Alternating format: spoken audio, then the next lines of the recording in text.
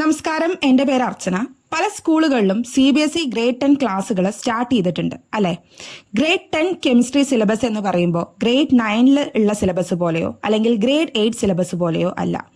Grade 10 നമ്മുടെ scores കൂട്ടണം എന്നുണ്ടെങ്കിലും ക്ലാസ്സിൽ പഠിപ്പിക്കുന്ന കാര്യങ്ങൾ മനസ്സിലാവണം എന്നുണ്ടെങ്കിലും ഗ്രേഡ് 9 ബേസിക്സ് ആയിട്ടുള്ള കുറച്ച് കാര്യങ്ങൾ നമ്മൾ അറിഞ്ഞിരിക്കണം. ആ ബേസിക്സ് എന്ന് പറയുമ്പോൾ ions, periodic table minimum 1 to 30, valency, chemical formula. ഈ പീരിയോഡിക് ടേബിൾ 1 to 30 കറക്റ്റായിട്ട് നിങ്ങൾക്ക് അറിഞ്ഞു കഴിഞ്ഞാൽ വാലൻസി നിങ്ങൾക്ക് എഴുതാൻ പറ്റും.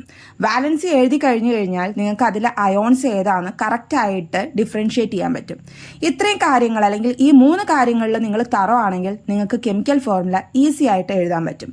കെമിക്കൽ ഫോർമുല കറക്റ്റായിട്ട് എഴുതിയാൽ മാത്രമാണ് നിങ്ങൾക്ക് ഇക്വേഷൻസ് ബാലൻസ് ചെയ്യാൻ പറ്റുക. നമ്മുടെ ആദ്യത്തെ 3 ചാപ്റ്റേഴ്സിലും ബാലൻസിങ് ഇമ്പോർട്ടൻ്റ് ആണ്. ഈ ചാനലിൻ്റെ കൂടെ നിങ്ങൾക്ക് പഠിക്കണം എന്നുണ്ടെങ്കിൽ ചാനൽ ലൈക്ക് ചെയ്യുക, ഷെയർ ചെയ്യുക, സബ്സ്ക്രൈബ് ചെയ്യുക.